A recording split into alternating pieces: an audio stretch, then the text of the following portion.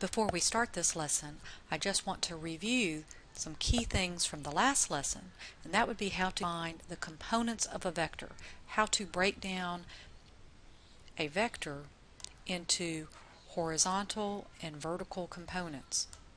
So if we have vector v and an angle theta, then we can write v in terms of its components by taking the magnitude of the vector, multiplying it by the cosine of theta, and we're going to call that in the I direction, which would be the x direction, plus the magnitude of v times the sine of theta in the j direction, or in the y direction.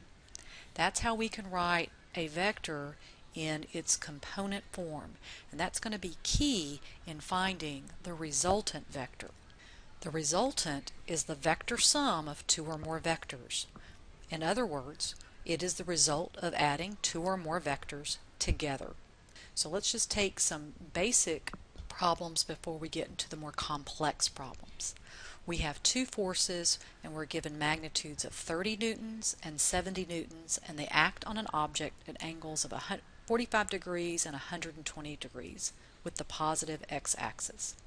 So we want to find the direction and magnitude of the resultant force. The first thing we should do is really draw a picture so you can kind of get the idea. It's not going to necessarily be to scale, and that's okay. So the 30 newtons goes with 45 degrees. So I'm just going to kind of sketch that there. So that's 45 degrees, 30 newtons. Then the 70 newtons is at 120 degrees. So since that's a little bit bigger, and we have a bigger angle, so we need to add those together to find their resultant force. How do we do that? We have to add their components. So I'm going to call this vector 1 and this one called vector 2. So vector 1, again in component form, would be its magnitude times the cosine of the angle in the I direction, plus its magnitude times the sine of the angle in the j direction. Vector 2, same thing, 70 times the cosine of 120 degrees in the I direction, plus 70 times the cosine of 120 degrees in the j direction. Now just looking at that picture, you should know when we do the math that both of these components are going to be positive because the x is going positive and the y is going positive. But for this one, this part is going to end up being negative, right? The cosine of 120 degrees is negative, and that part is going to be positive. So again, how do we add those vectors together? Well, we're going to add their components, all right? Add like terms, in other words. Right? So first of all, let's go to the calculator and get some decimal approximations. So again, if you want to put yours in degree mode, multiply that out, and I'm going to round to 2 decimal places. You should know that those components are going to be the same because of that 45 degrees. Vector 2, again, if I multiply that out, my calculator's in the correct mode, it should be negative, and it is.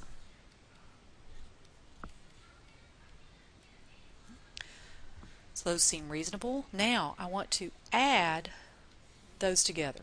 Vector 1 plus vector 2, and I'm going to add like terms. So I'm going to add the I parts, and I'm going to add the j parts. So here I'm going to get a negative 13.79 in the I direction, and here I'm going to get 81.83 in the j direction. Not done. That is really the resultant vector in component form. But that's not what they asked me to find. They asked me to find the direction and magnitude of that resultant force. What I have found is I have found the resultant force again in component form. So how can I find the magnitude?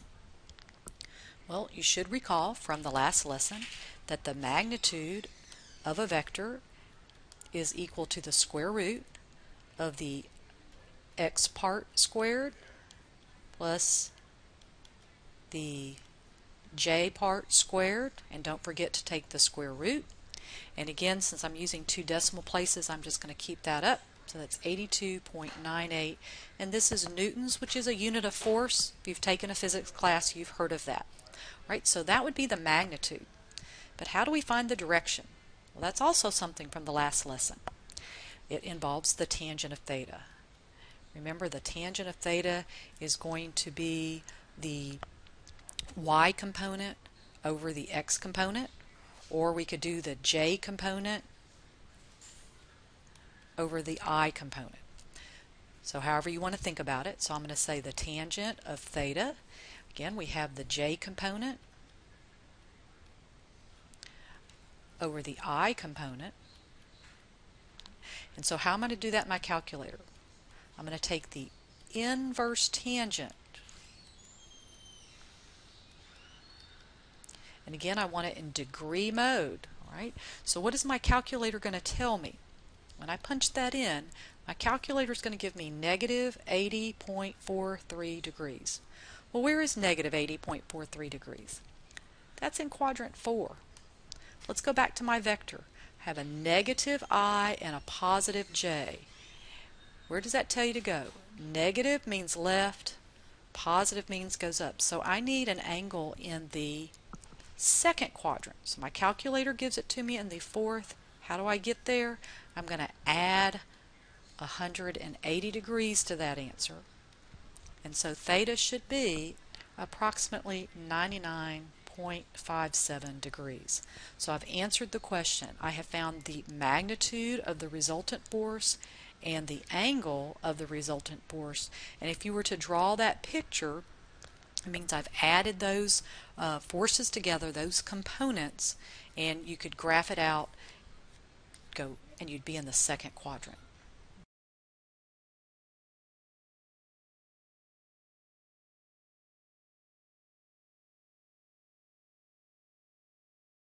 Okay, so let's see how this applies to airplanes flying.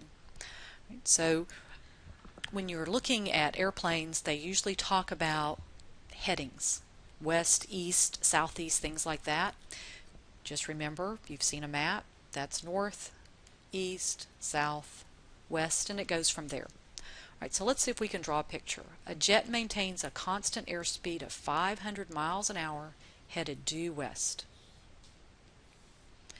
Okay, so due west is this way. The magnitude is 500 miles an hour. Let's see what we've got next. Then it says we have a jet stream is 100 miles an hour in the southeasterly direction. Southeasterly. Well, this is south, this is east, and so when they say southeasterly, they mean exactly in the middle. So this magnitude is 100 miles an hour. But we need to label it as far as angles, right? We need to know the direction.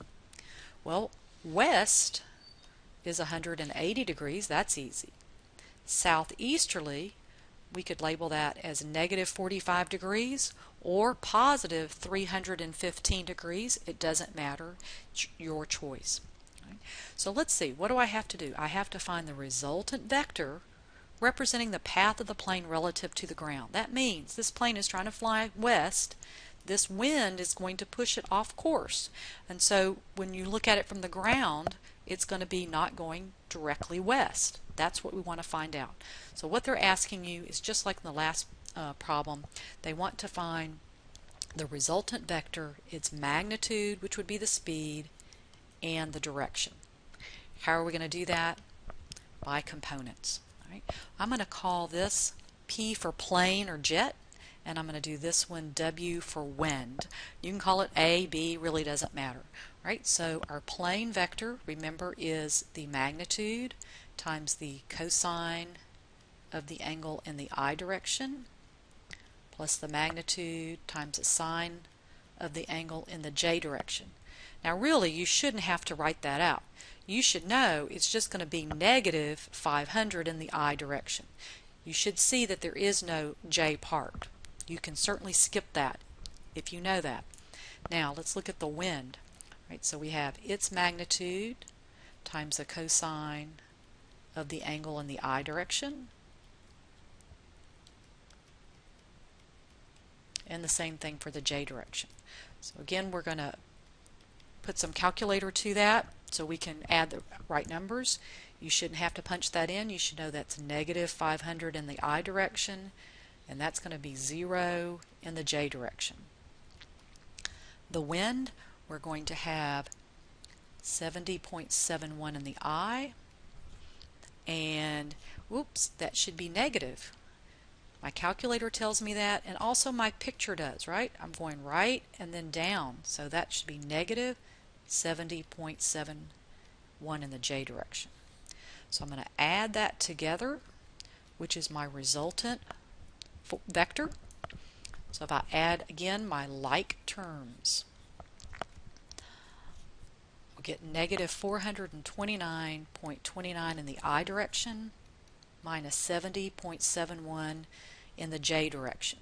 Look at the signs. I have a negative and a negative. What quadrant is that going to be in? It's got to be in the third, which makes sense. I've got this plane here and wind pushing me that way. I should end up in the third quadrant. Right, so I need to know the ground speed. That means the magnitude of that resultant force. Again, so that's going to be the square root of the I component, or the X direction, squared, then the J direction. And again, remember, you don't really need to put those negatives in knowing that you're going to square it, but if you're going to use the negatives, use those parentheses. Be really careful, and don't forget to take the square root. So you have the resultant vector. Punching all of that in, you should get about 435.07, and that's in miles per hour. And that's a reasonable answer. I was going 500 miles an hour. It's pushing me off course. Doesn't seem to, because this part of the wind is subtracting, right? It's going in the opposite direction. Then it asks for the direction. Okay, that's that tangent thing. Again, I'm looking back here, negative and a negative. I should end up with an answer in the third quadrant. So let's see what my calculator tells me.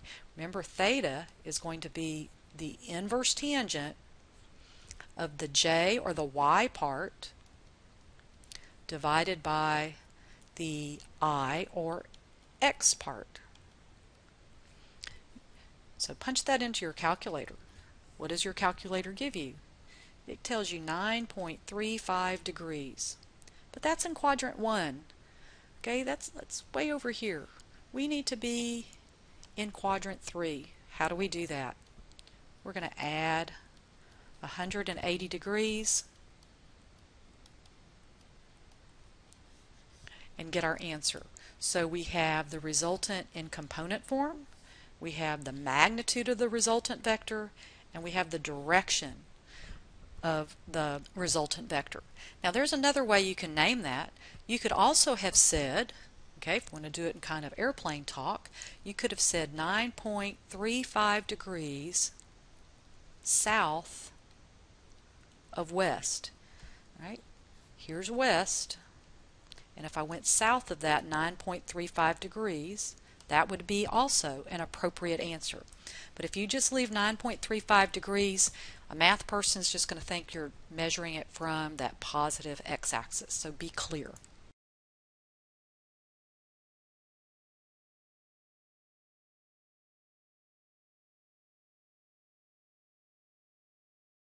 Let's look at another airplane talking about those bearing angles. So pretty much the same setup. We have airplane and we have wind, and we want to do exactly the same thing. So again, I'm going to draw a picture. So we have 600 kilometers per hour bearing 30 degrees east of south. East of south. Well, let's see. Here's east. There's south. So east of south means you're going to go this direction 30 degrees, and you have a magnitude of 600 kilometers. Be very careful here. Then we're going to do, let's see, the wind is 40 kilometer hours in the direction of 45 degrees west of north. Well, here's west, here's north. So if I want to go west of north, I'm going to go from here, and that's 45 degrees. And let's see, the magnitude is 40. Here is the biggest mistake students make. They use these angles. Well, 45 degrees, that's kind of, you could use it and be okay, but it's really a mistake. Your angles need to be measured from the x-axis in order to make your answers come out right, because that's how our calculators are involved. That's how we do it in math. All right, so let's do some angles according to the x-axis. So let's see. If I measured from here all the way to here, what's that going to be? Well, we're going to go 90 plus 45. So really we have an angle of 35 degrees. Then we can either go all the way around here and use, let's see, that would be 270, and use 300 degrees. That would be okay. Or you could use the negative angle of negative 60 degrees. What you cannot use is that 30 degrees. It's just going to be wrong. All right. I think I'm going to choose that one instead of the 300. Again, it would be the same, and the 135 degrees. So let's go through it. We have the plane. So we have its magnitude times the cosine of the angle. What angle am I going to use for the 600? I'm going to use negative 60 degrees for the I direction, and negative 60 degrees, of course, for the J direction. You always want to use the same angle. Our wind, which is here, I'm going to do its magnitude times the cosine of 135 degrees.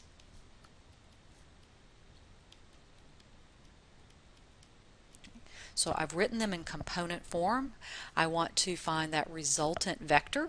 So I'm going to add them together, but before I do, I'm going to use my calculator so I can get some decimals. Again, I want to make sure I'm in degree mode. So we're going to have, this is 300 in the I direction, minus 519.62 in the J direction. And that makes sense according to my picture. I'm in the fourth quadrant for my plane. So I should have a positive X and a negative Y. The wind, I should have a negative X, because I'm over here, and a positive Y. And hopefully the calculator will confirm that. And it does. And I want to add these together. And again, that's my resultant vector. Again, we're adding like terms. Add the I parts, add the J parts.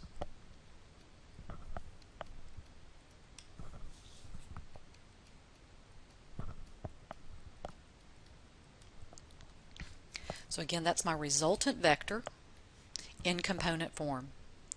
Now I want to know the speed. That would be the magnitude.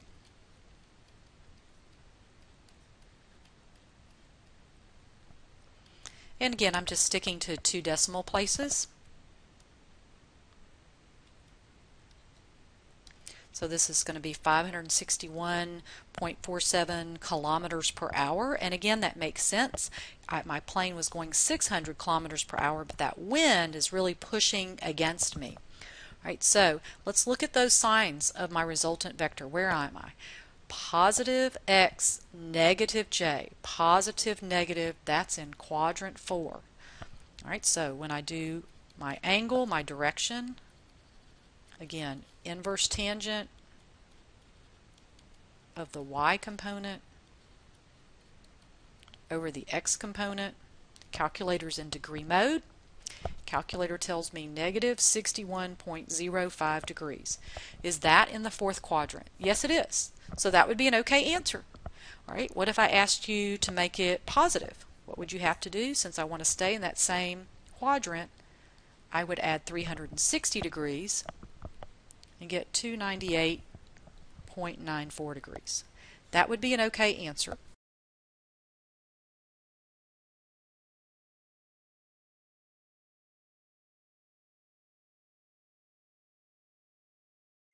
What else could you write it as? You have a lot of choices here. All right, so where is, okay, so if I kind of look at this, negative 61.5 degrees. How else could I write that? I could say 61.05 degrees south of east, because here's east and I'm going south of that. So just be careful and be clear on how you write your answers.